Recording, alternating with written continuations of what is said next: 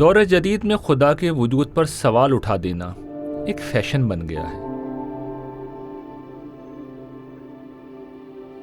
آج مذہب ہر طرف سے اعتراضات کی زد میں ہے، تاہم قرآن مجید نے جو تا قیامت انسانوں کے لیے ہدایت بنایا گیا ہے، ایسے ہر سوال اور اعتراض کو نظر انداز کر دیا ہے۔ اس کی سادہ وجہ یہ ہے کہ انکار خدا کے تصور کو علم و عقل کے مسلمات قبول کرتے ہیں، اور نہ انسانی فطرت کے لیے بے خدا کائنات کوئی مانوس تصور ہے۔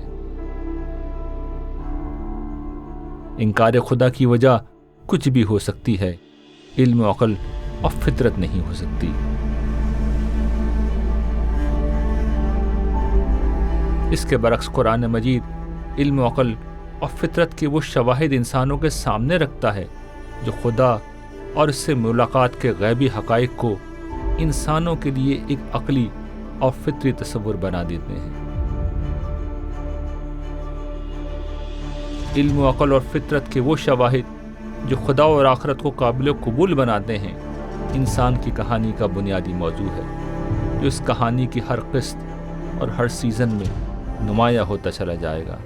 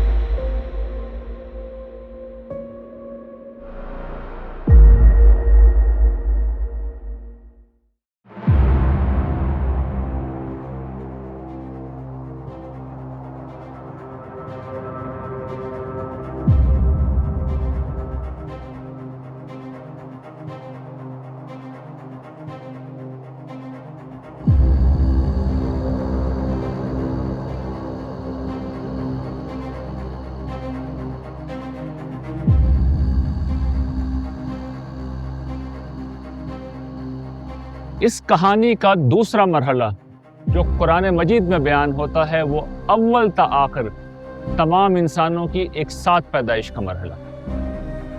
قرآن مجید کے مطابق اللہ تعالیٰ نے ابتدائی آفرینش میں تمام انسانوں کو ایک ساتھ پیدا کیا، اور پھر انہیں خود ان کے اوپر گواہ بنا کر ان سے پوچھا کہ کیا میں تمہارا رب نہیں ہوں؟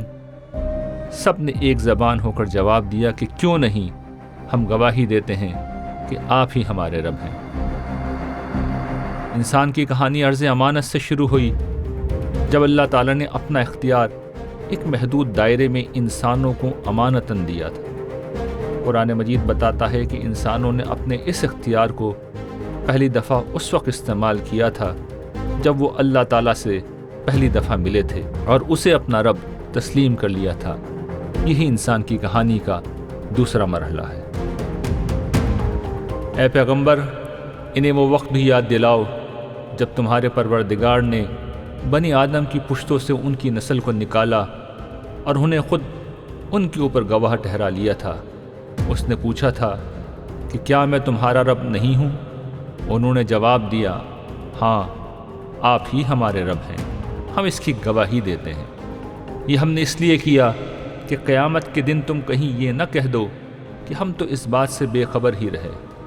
یا اپنا یہ عذر پیش کرو کہ شرک کی ابتدا تو ہمارے باپ دادا نے پہلے سے کر رکھی تھی اور ہم بعد کو ان کی اولاد ہوئے ہیں، پھر کیا آپ ان غلط کاروں کے عمل کی پاداش میں ہمیں ہلاک کریں گے؟ ہم اسی طرح اپنی آیتوں کی تفصیل کرتے ہیں، اس لیے کہ لوگوں پر حجت قائم ہو اور اس لیے کہ وہ رجوع کریں۔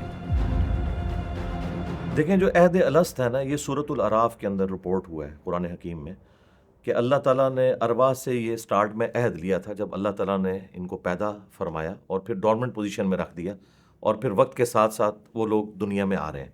تو اس وقت اللہ تعالیٰ نے فرمایا تھا الستُ بربکم، کیا میں تمہارا رب نہیں ہوں؟ تو سب نے اقرار کیا تھا قالوا بلا۔ پھر اللہ تعالیٰ نے اس کے ساتھ ذکر کیا ہے کہ یہ ہم نے اس لیے کیا تھا کہ تاکہ کل کو کوئی شخص اللہ تعالیٰ کو یہ گیلا نہ کر سکے کہ چونکہ ہمارے آباء و اجداد گمراہ تھے اس لیے ہم بھی گمراہی کی روش پہ چلتے رہے۔ اس معاہدے کا مطلب یہ ہے کہ اللہ تعالیٰ نے انسان کی نیچر اور فطرت میں اپنی معرفت ڈال دی ہے۔ یہ ہماری فطرت میں انگریوڈ ہے، ہمارے لاشعور میں پڑا ہوا ہے۔ کائنات میں جب بھی کوئی شخص آنکھ کھولتا ہے، اس کو شعور کی عمر کو جب پہنچتا ہے تو وہ یہ بات سوچنے کے اوپر مجبور ہو جاتا ہے کہ مجھے کسی نے پیدا کیا ہے، اور اتنی ہارمونی جو کائنات کے اندر موجود ہے یہ اس چیز کی متقاضی ہے کہ الٹیمیٹلی انسان اس رزلٹ کے اوپر پہنچتا ہے کہ یہ کسی کے بنانے سے بنا ہے۔ چنانچہ دنیا ساری کو اگر آپ دیکھیں تو وہ کسی نہ کسی خدا کی تلاش میں رہتی ہے، یہ اسی عہد الست کا سمجھ لیجیے کہ ایک اثر ہے، اور ہم تمام تہذیبیں اس بات پر گواہ ہیں، سوائے وہاں جہاں کوئی فلاسفرز پیدا ہو کر کچھ دوسری توجہ کر دیتے ہیں تو وہاں ایک لوگوں کی تعداد ڈیفرنٹ طریقے سے سوچنے والی بنتی ہے، ادروائز انسانوں نے ہمیشہ کسی خدا کو تلاش کیا ہے۔ انسانوں سے یہ اقرار لیے جانے کے بعد کیا ہوا، اسے ہم بعد میں موضوع بنائیں گے، لیکن پہلے یہ سمجھنا ضروری ہے کہ یہ واقعہ ہمیں کیوں سنایا گیا ہے اور کس طرح قرآن مجید غیبی حقائق کی طرف ہمیں متوجہ کرتا ہے۔ قرآن مجید جن حقائق کو ماننے کی دعوت دیتا ہے وہ پردہ غیب میں ہے۔ قرآن مجید اپنی آیتوں میں انفس و آفاق کی نشانیوں کے ذریعے سے ان حقائق کی طرف توجہ دلاتا ہے۔ آیت کا لفظی مطلب نشانی ہوتا ہے۔ کسی شخص کو کسی گھر یا مقام کا پتہ بتانے کے عمل میں نشانیاں بتانا بہت مفید ہوتا ہے۔ مثلاً کسی گھر کی نشانی یہ بتائی جائے کہ سفید رنگ کے اس گھر کا گیٹ سیاہ ہے، گھر سے باہر ایک درخت لگا ہے اور گلی کے کونے میں مسجد واقع ہے، تو پتہ ڈھونڈنے والا بآسانی اس گھر تک پہنچ جائے گا۔ قرآن مجید بھی لوگوں کی رہنمائی ایسے ہی بالواسطہ طریقے پر کرتا ہے۔ وہ غیبی حقائق کو منطقی اور فلسفیانہ دلیلوں سے ثابت کرنے اور براہ راست ان کا مشاہدہ کرانے کے بجائے انفس و آفاق کی نشانیوں کے ذریعے سے لوگوں کے سامنے ان کی سچائی لاتا ہے۔ یہی قرآن مجید کا طرز استدلال ہے۔ وہ منطق اور فلسفے سے کام لینے کے بجائے سادہ عقلی اور فطری بات کہتا ہے۔ وہ ان حقائق کی طرف لوگوں کو متوجہ کرتا ہے جو ان کے اندر یا ان کے سامنے ہوتے ہیں۔ ان میں سے ہر چیز ان غیبی حقائق کی گواہی دیتی ہے جن کی طرف قرآن بلاتا ہے۔ قرآن مجید بعض اوقات مستقبل کے ان حقائق کو بھی بیان کر دیتا ہے جو ابھی پیش ہی نہیں آئے اور جن کا ہونا بظاہر ناممکن ہوتا ہے۔ اس کی ایک مثال صحابہ کرام کا غلبہ ہے جس کا پہلے بھی ذکر ہوا، اور ایک اور مثال نزول قرآن کے وقت رومیوں کا اپنی مکمل مغلوبیت کے بعد ایرانیوں پر غلبہ ہے جس کی قرآن نے پیش کی خبر دے دی تھی۔ ادرعات کے مقام پہ جو رومیوں کی جنگ ہوئی اہل فارس سے، جس میں فارس کو فتح ہوئی، جس پہ صحابہ کرام ان کی تھوڑے حوصلے ٹوٹے کہ اہل کتاب کو دنیا میں غالب آنا چاہیے، اسلام سے زیادہ قریب تو اہل کتاب ہیں، تو مشرکین اس پہ خوش ہوئے تھے کہ جو مشرک لوگ ہیں خالص پیغمبروں کو نہیں مانتے، جب وہ دنیا میں غالب آ گئے تو ہم بھی غالب آئیں گے۔ تو سورہ روم نازل ہوئی، الف لام میم غلبت الروم فی ادنی الارض وهم من بعد غلبهم سیغلبون۔ اللہ نے کہا چند سالوں میں رومی غالب آ جائیں گے، اور یہ ہوا، ایک تاریخی حقیقت ہے کہ چند سالوں کے اندر ہی رومیوں کو اللہ نے اہل فارس پہ دوبارہ فتح عطا فرمائی۔ تو عیسائیوں کا غلبہ ہو جانا، اس کی بھی قرآن نے پیش گوئی کی تھی اور بتایا تھا کہ یفرح المومنون، مومنین جو ہیں وہ عیسائیوں کے اس غلبے سے خوش ہوں گے۔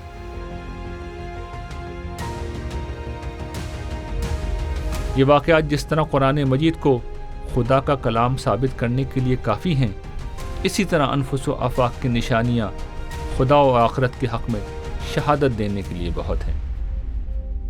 غیبی حقائق کو اس دنیا میں پانے کا کوئی دوسرا طریقہ نہیں پایا جاتا۔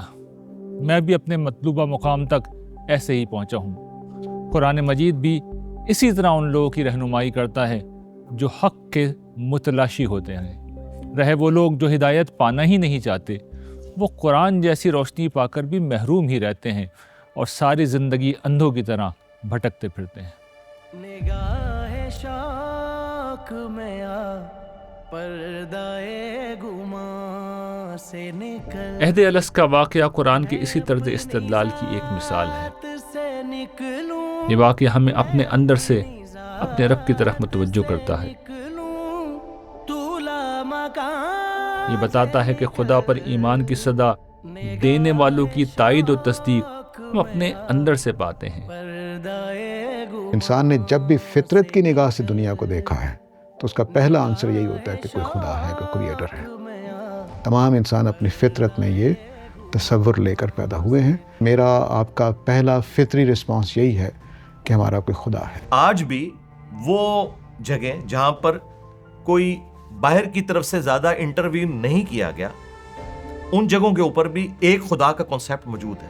یہ جو شرک داخل ہوتا ہے نا، یہ انسان جو شیاطین میں گھسے ہوئے ہیں یا شیاطین جو انسانوں میں گھسے ہوئے ہیں، ان کی غلط تعلیمات کی وجہ سے ہوتا ہے، ورنہ ہر شخص اپنی فطرت کے اوپر پیدا ہوا ہے۔ صحیح بخاری میں حدیث ہے کہ انسان کو اللہ تعالیٰ نے فطرت کے اوپر پیدا کیا ہے، اس کے ماں باپ اسے یہودی، نصرانی یا مجوسی بنا دیتے ہیں۔ انسان اس دنیا میں خود کو صاحب شعور اور صاحب اختیار پاتا ہے۔ اپنے شعور اور اختیار کی مدد سے وہ اس دنیا کو بڑی حد تک اپنی مرضی کے مطابق ڈھال لیتا ہے اور اس کے ساتھ بہت کچھ تخلیق بھی کر دیتا ہے، مگر اس کے ساتھ ہی وہ اپنے وجود میں آنے سے لے کر اپنی بقا و پرورش کے ہر مرحلے میں خود کو اس عالم اسباب میں مجبور اور محتاج پاتا ہے۔ انسان کی یہی متضاد صفات اس کے اندر یہ عقلی تقاضا پیدا کرتی ہیں کہ کوئی صاحب شعور اور صاحب اختیار ہستی ہونی چاہیے، یہ اس کی تخلیق کا باعث، اس کی ضروریات کی کفیل اور مشکلات میں اس کی وکیل و نگہبان ہو۔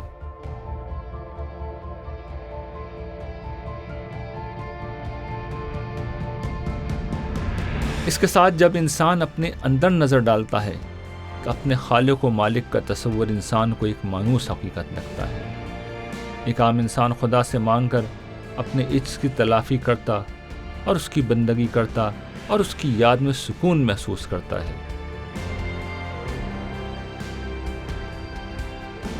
یہ سارے فطری اور روحانی حقائق جو عام انسانوں کے اندر پائے جاتے ہیں، ان کا ماخذ یہی واقعہ ہے جو ان آیات میں بیان ہوا ہے۔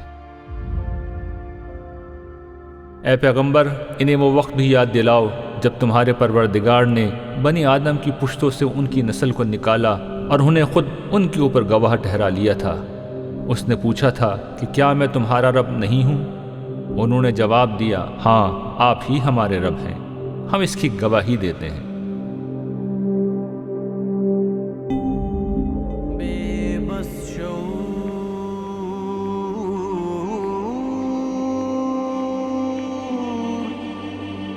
اندھے خیالوں کے بس میرا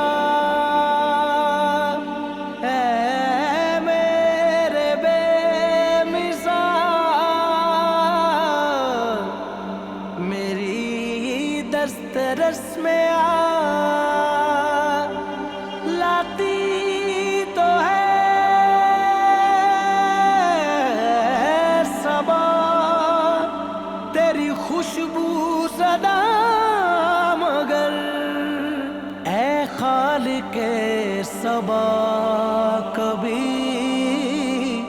خود بھی قفس میں آ، اے خالق صبا کبھی خود بھی قفس میں آ، نگاہ شوق میں آ پردائے گماں سے نکل، نگاہ निगाह शौक में आ पर्दाए गुमां से निकल, मैं अपनी जात से निकलूं, मैं अपनी जात से निकलूं, तू लामकान से निकल, निगाह शौक में आ पर्दाए गुमां से निकल। अपने खालिक व मालिक से मुताल्लिक ये एहसासात जिनको इंसान अपनी फितरत में पाता है, वो मादी दुनिया में पाए जाने वाले जमातात, नबातात और हैवानात में कहीं पाए ही नहीं जाते कि ये सोचा जाए कि इंसानी शऊर ने इनको कहीं बाहर से अख़ज़ किया होगा। खुदा को मानना एक ऐसी हकीकत को मानना है जिसकी तायीद और तस्दीक हम अपने अंदर से पाते हैं। तू जानता है मेरी पस्तियों को फिर भी कभी, तू जानता है मेरी पस्तियों को फिर भी कभी, मेरी ज़मीं पे उतर अपने आसमां से निकल, मेरी ज़मीं पे। कुरान मजीद दूसरी जगह वाज़ेह करता है कि खुदा से मुताल्लिक़ रूहानी एहसासात इसी तरह इंसान के अज्ज़ाए तरकीबी का हिस्सा हैं जिस तरह मादा और अक्ल व बसीरत उसके वजूद का एक लाज़मी जुज़ है। वही अल्लाह है जिसने जो चीज़ भी बनाई खूब ही बनाई है। इंसान की तख्लीक़ का आगाज़ उसने मिट्टी से किया और उसमें अपनी रूह में से फूंक दिया, और तुम्हारे सुनने के लिए कान और देखने के लिए आँखें और समझने के लिए दिल बना दिए। तुम कम ही शुक्रगुजार होते हो। लोग अक्सर सवाल करते हैं कि हमें अपनी पहली पैदाइश का ये वाक़या क्यों याद नहीं। ये वाक़या हमारी याददाश्त से बिलाशुबा महव कर दिया गया है, और इसलिए किया गया है कि हमारा इम्तिहान बिन देखे खुदा को मानना है। लेकिन किसी वाक़े का याददाश्त से महव होने का ये मतलब हरगिज़ नहीं कि वो पेश ही नहीं आया। असल अहमियत इस तरह के वाक़यात को याद रखने की नहीं, उस नफ्सियात की होती है जो उसके नतीजे में पैदा होती है। ये हमारी फितरत में इनग्रेव्ड है, हमारे लाशऊर में पड़ा हुआ है। वाक़या तो हमें याद नहीं है, लेकिन उसके असरात हमारे ऊपर हैं। जैसे बचपन में मुझे नहीं याद मैंने चलना कब सीखा, कैसे सीखा, लेकिन आज तक उसके असरात मौजूद है कि मैं चल पा रहा हूँ। तो बिल्कुल ऐसे ही जो अहद अलस्त है, वो खुदा ने जब हमारे साथ ये मुकालमा किया तो उसका मैसेज, उसका पैगाम, उसके असरात मेरे ऊपर है। चुनांचे दुनिया सारी को अगर आप देखें तो वो किसी न किसी खुदा की तलाश में रहती है। ये एक वाक़या पेश आया बिल्कुल उसी तरह जैसे हम इस दुनिया में जब पैदा होते हैं तो माँ के पेट से पैदा होते हैं, लेकिन उसकी याद हमारे दिमाग में बाकी नहीं रहती। यही मामला इसके साथ किया गया, याद महव कर दी गई। उसको महव करना इसलिए ज़रूरी था कि हम यहाँ इम्तहान के लिए भेजे गए हैं। अगर वो याद हमारे शऊर में बाकी रहती तो इम्तहान नहीं हो सकता था। लेकिन जो वाक़या पेश आया वो हमारे लाशऊर में उतरा हुआ है, उसके आसार व शवाहिद हम यहाँ भी देखते हैं। और जब ख़ारिज से उसके लिए तहरीकात पैदा होती हैं तो उसके लाजमी नतीजे के तौर पर हम एक परवरदिगार को न सिर्फ ये कि समझ लेते, मान लेते, कबूल कर लेते, बल्कि उसके साथ उसी तरह का ताल्लुक़ महसूस करते हैं जैसे एक बच्चा अपनी माँ के साथ महसूस करता है। क़यामत में जब हमें उठाया जाएगा तो उसकी याद ताज़ा कर दी जाएगी और उसका हमारे मौजूदा वजूद के साथ ताल्लुक़ भी हमारे सामने आ जाएगा। ये खुदा की हुज्जत होगी जो इसके नतीजे में पूरी हो जाएगी। याद ना रहने का मतलब ये नहीं होता कि वो वाक़या हमारे साथ नहीं हुआ। दुनिया के बेशुमार वाक़यात, मैं अगर पूछूं कि परसों आपने क्या खाया तो वो भी बात को याद नहीं होता। तो याद ना होने का मतलब ये नहीं कि वो हुआ नहीं। असल चीज़ है कि मेरे ऊपर, मेरी फितरत में उसके असरात हैं कि नहीं। तो इंसान ने जब भी फितरत की निगाह से दुनिया को देखा है तो उसका पहला आंसर यही होता है कि कोई खुदा है, कोई क्रिएटर है। यही वो पस मंज़र है जिसकी बिना पर यह मुमकिन हो जाता है कि हमारा माहौल शिर्क व इल्हाद से कितना ही आलूदा क्यों ना हो चुका हो और हमारे वालिदैन ماحول اور تربیت سے ملنے والے نظریات نے ہمیں خدا سے کتنا ہی دور کیوں نہ کر دیا ہو، خدا کی طرف بلانے والوں کی تائید ہم اپنے اندر سے پا لیتے ہیں۔ یہ وہ فطرت ہے، یہ بعد میں مسخ ہوتی ہے حالات و واقعات کی وجہ سے۔ جس ماحول کے اندر آپ اپنا وقت گزارتے ہیں، جس کمیونٹی کے اندر وقت گزارتے ہیں، اگر آپ اپنی عقل کو استعمال نہیں کرتے تو وہ مینٹل ماڈلز جو بچپن ہی سے آپ کے لیے بن جاتے ہیں، جو آپ نے سنا ہوتا ہے، تو انسان شرک کے اندر مبتلا ہو جاتا ہے، لیکن اس کے اندر وہ حقیقی ایک توحید موجود ہے۔ اللہ تعالیٰ نے انسان کی نیچر اور فطرت میں اپنی معرفت ڈال دی ہے۔ جیسے سچ کو انسان پسند کرتا ہے، جھوٹ سے نفرت کرتا ہے، تو ایسے ہی خدا کی معرفت، ایک خدا کو ماننا، یہ انسان کی فطرت کی آواز ہے۔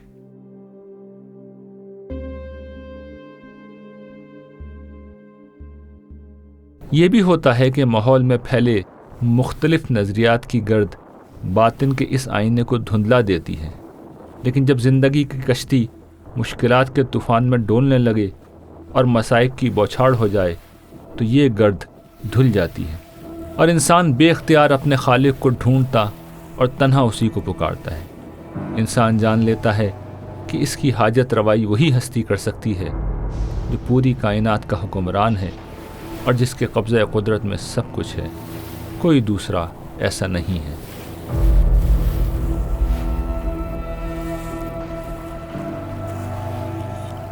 وہ اللہ ہی ہے جو تمہیں خشکی اور تری میں سفر کراتا ہے، یہاں تک کہ جب تم کشتی میں ہوتے ہو اور کشتیاں لوگوں کو لے کر موافق ہوا چل رہی ہوتی ہیں اور لوگ اس سے شاداں و فرحاں ہوتے ہیں کہ یکایک اس پر ایک تند ہوا آ جاتی ہے اور کشتی کے مسافروں پر ہر طرف سے موجیں اٹھنے لگتی ہیں اور وہ سمجھ لیتے ہیں کہ طوفان میں گھر گئے۔ اس وقت وہ اپنی اطاعت کو اللہ ہی کے لیے خالص کر کے اس کو پکارنے لگتے ہیں کہ اگر تو نے ہمیں اس سے نجات دے دی تو یقیناً ہم شکر گزار ہوں گے۔ اور جب وہ انہیں نجات دے دیتا ہے تو وہ فوراً ہی بغیر کسی حق کے زمین میں سرکشی کرنے لگتے ہیں۔ لوگو، تمہاری سرکشی کا وبال تمہیں پر آنے والا ہے۔ دنیا کی زندگی کا نفع اٹھا لو، پھر تم کو پلٹ کر ہمارے ہی پاس آنا ہے۔ اس وقت ہم تمہیں بتا دیں گے جو کچھ تم کر رہے تھے۔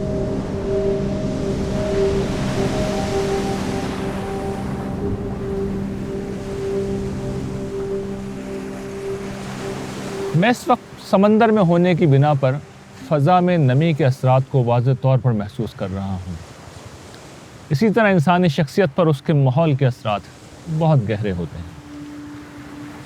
یہ اثرات وہ تعصبات پیدا کرتے ہیں جن میں مبتلا انسان چند الفاظ بول کر ہر حقیقت کو جھٹلا دیتا ہے، لیکن کوئی شخص ان تعصبات سے اوپر اٹھ کر سچ کی تلاش کو اپنا مسئلہ بنا لے تو خدا کو ماننے اور ایک ماننے میں وہ کوئی فطری رکاوٹ محسوس نہیں کرتا۔ اس بات کی تائید وہ اپنے اندر سے پا لیتا ہے۔ اپنے خالق و مالک کی عبادت کر کے اسے وہی سکون ملتا ہے جو ایک پیاسے کو پانی سے نصیب ہوتا ہے۔ جس طرح پیاس ہمارے اندر سے پیدا ہوتی ہے، خدا کی طلب بھی ہمارے اندر ہی سے اٹھتی ہے۔ وجود باری تعالیٰ کی وہ شہادت ہے جو ایک عام آدمی کو اپنے اندر سے مل جاتی ہے۔ ہر سال فطرت انسان اسی وجہ سے اپنے ذات کے ذریعے سے، اپنے وجود سے، اپنے شعور سے اس بات کی گواہی دیتا ہے اور اپنے اندر یہ تسلیم کرتا ہے کہ وہ کسی خدا کا بندہ ہے، کسی معبود کا عابد ہے، اور یہ اس کا اثر تمام تہذیبوں میں بھی جو آج تک وجود میں آئی ہیں نظر آتا ہے۔ انسان کی اس فطرت کا ظہور پوری طرح اس وقت ہوتا ہے جب وہ انسان کو ملے ہوئے اصل کمال یعنی عقل کے ساتھ مل کر کام کرتی ہے۔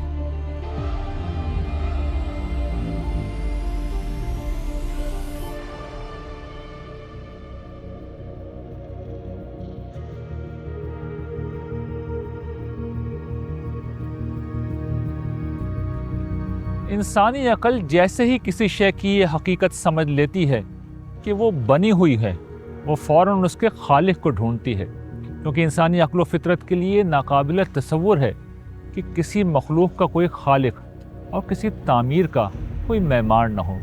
پھر یہ کیسے ممکن ہے کہ انسان جیسی غیر معمولی مخلوق کا کوئی خالق اور کائنات جیسی عظیم اور حیرت انگیز قوانین سے آراستہ اس تعمیر کا کوئی معمار نہ ہو؟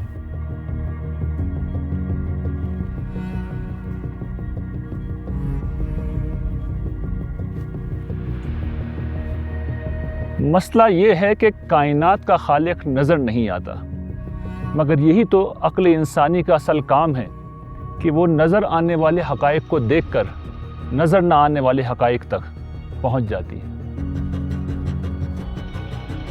انسان اپنے ارد گرد جس حیرت انگیز دنیا کو دیکھتا ہے وہ عقل انسانی کے سامنے یہ سوال رکھ دیتی ہے کہ اس عظیم کائنات کو کس نے پیدا کیا، پھر اس دنیا میں ایسا نظم، نفع بخشی اور زندگی کے فروغ، تحفظ اور بقا کا یہ اہتمام کس نے کر رکھا ہے۔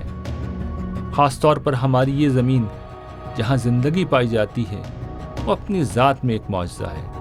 ایک ایسی کائنات میں جہاں فطرت کی ہر طاقت زندگی کی قاتل ہے، ہماری زمین زندگی کا گہوارہ بنی ہوئی ہے۔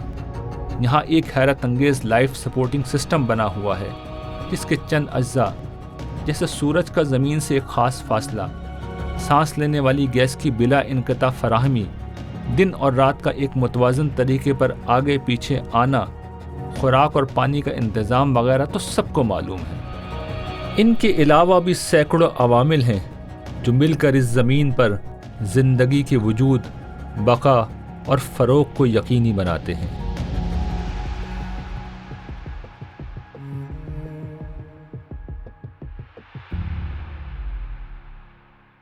خالص عقلی طور پر اس سوال کا ایک ہی جواب ممکن ہے، وہ یہ کہ اس کائنات کا ایک خالق و مالک ہے جس کی عظمت اور قدرت کا اظہار یہ لامحدود کائنات ہے۔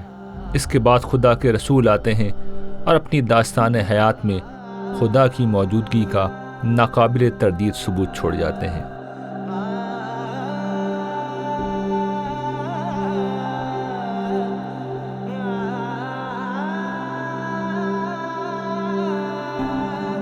اس سوال کا دوسرا جواب جو انکار خدا کی شکل میں دیا جاتا ہے وہ خوش قسمتی اور اتفاق پر مبنی ایک فکشن کے سوا کچھ نہیں۔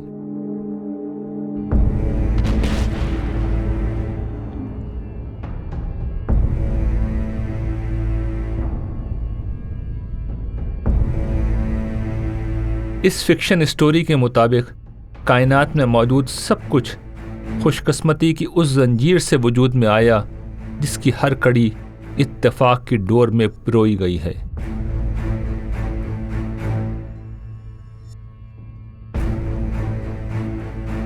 یہ ایک اتفاق ہے کہ اس کائنات میں انتہائی منظم قوانین پائے جاتے ہیں۔ یہ اتفاق ہے کہ سورج زمین سے ایک ایسے فاصلے پر ہے جس کی بنا پر یہاں زندگی ممکن ہوئی۔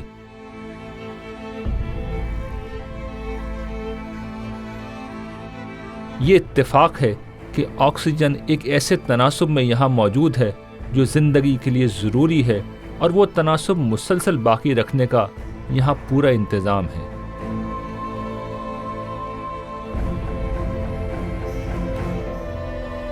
یہ اتفاق ہے کہ یہاں دن اور رات کا سلسلہ ایک خاص ترتیب و توازن سے جاری ہے۔ یہ اتفاق ہے کہ سورج، ہوا، سمندر، بادل، پہاڑ، دریا اور دھرتی مل کر خوراک اور پانی کی مسلسل فراہمی کو یقینی بناتے ہیں۔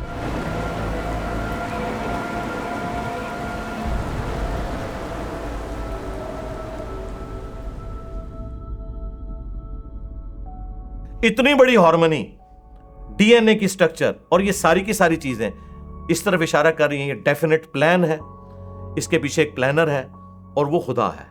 God is the only explanation of all the physical phenomena in this universe.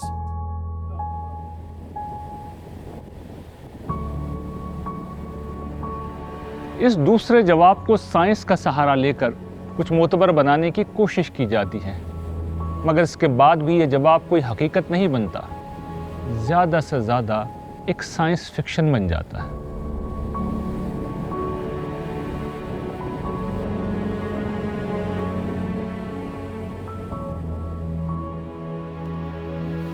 اس طرح کے سائنس فکشن پر یقین رکھنے والے لوگ یہ بھول جاتے ہیں کہ سائنس کا دائرہ کار صرف یہ بتانا ہے کہ یہ کائنات کیا ہے اور کیسے چل رہی ہے، اسے کس نے بنایا اور کس نے وہ طبعی قوانین بنائے جن کے تحت یہ چل رہی ہے، یہ بتانا سائنس کا دائرہ کار ہی نہیں۔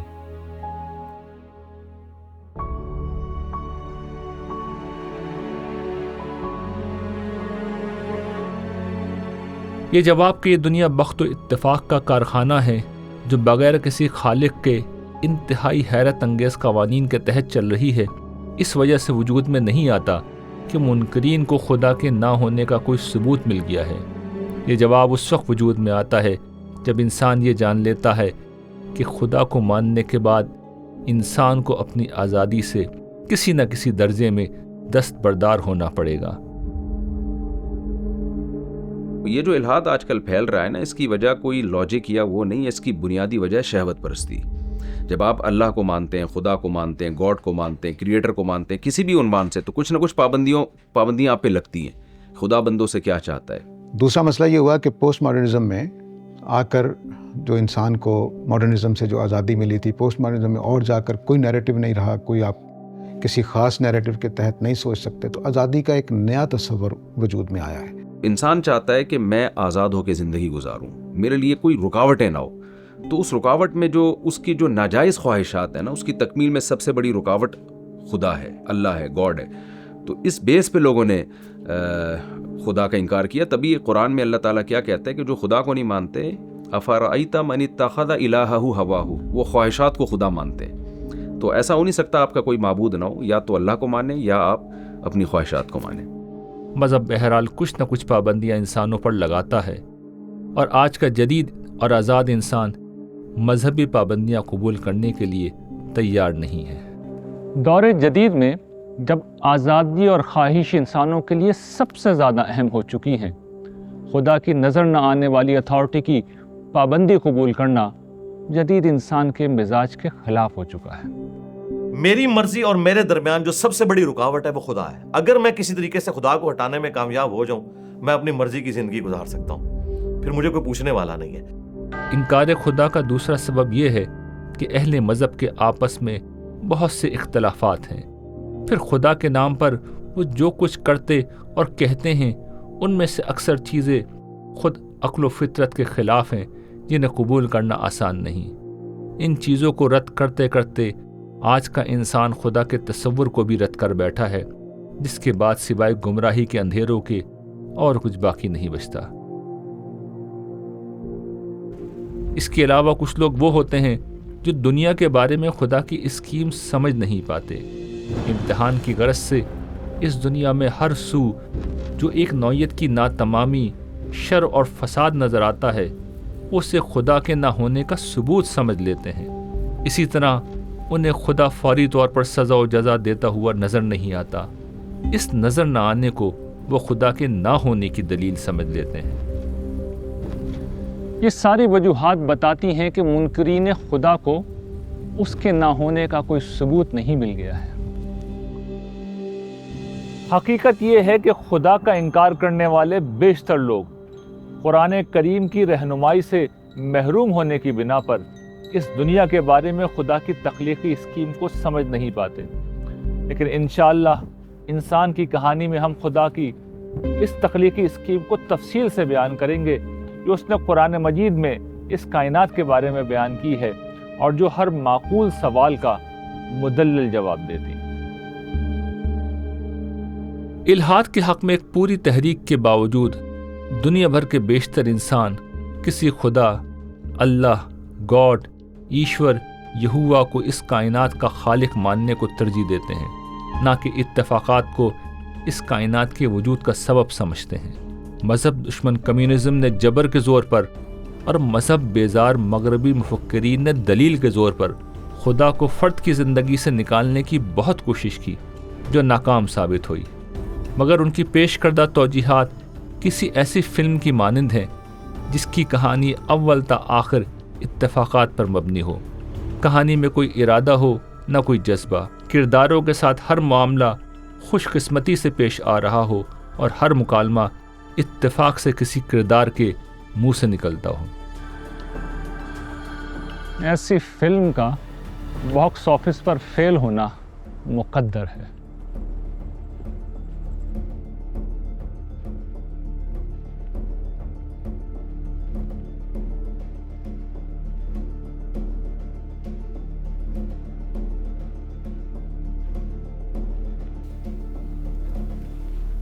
فطرت کی یہ دلیل اور عقل انسانی کا یہ فیصلہ اتنا واضح ہے کہ الحاد کے فکری غلبے کے موجودہ دور میں بھی انسانوں کی اکثریت آج بھی کسی نہ کسی طرح خدا اور مذہب سے وابستہ ہے۔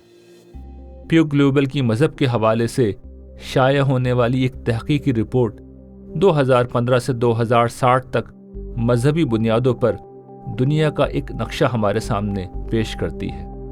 اس رپورٹ کے مطابق آج بھی دنیا کی غالب اکثریت خدا اور مذہب کی نام لیوا ہے۔ صرف 16% لوگ خود کو کسی مذہب سے متعلق نہیں کرتے، باقی 84% لوگ خدا، مذہب اور کائنات کی غیر مادی تعبیر کو ماننے والے ہیں۔ یہ اعداد و شمار بتاتے ہیں کہ انسانوں کا تخلیق کردہ سارا علم بھی یہ منوانے پر زور لگا دے کہ خدا موجود نہیں، تب بھی انسانی فطرت تصور خدا کو چھوڑنے پر آمادہ نہیں ہے۔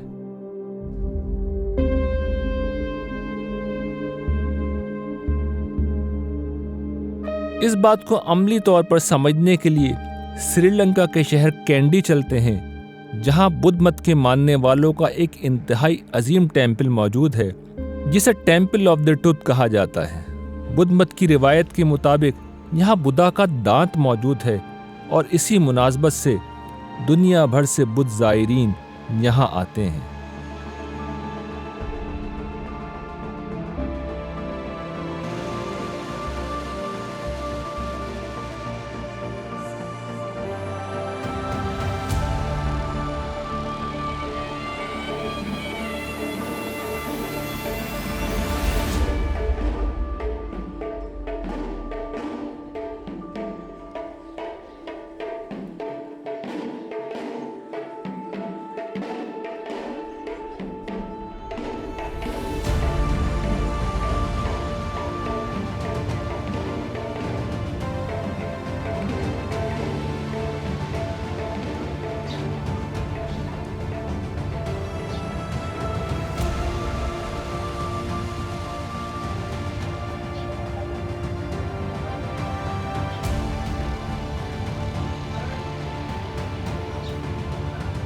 بدھ مت اس حقیقت کی ایک زندہ مذہبی مثال ہے۔ بدھ مت میں خدا کا تصور نہیں پایا جاتا، مگر اس مذہب کے پیروکار زبان حال سے یہ بتاتے ہیں کہ انسانوں کے اندر پایا جانے والا جذبہ عبودیت اور روحانیت ہر حال میں زندہ رہتی ہے، سوائے اس کے کہ کوئی انسان رد عمل کی نفسیات میں مبتلا ہو کر خود ہی اس کا گلا گھونٹ دے۔ اس کہانی کی اگلی قسط میں ہم یہ دیکھیں گے کہ اللہ تعالیٰ نے کس طرح انسان کو مسجود ملائک بنا کر زمین کا اقتدار عطا کیا اور یوں اس صاحب اختیار ہستی کو صاحب اقتدار بھی کر دیا۔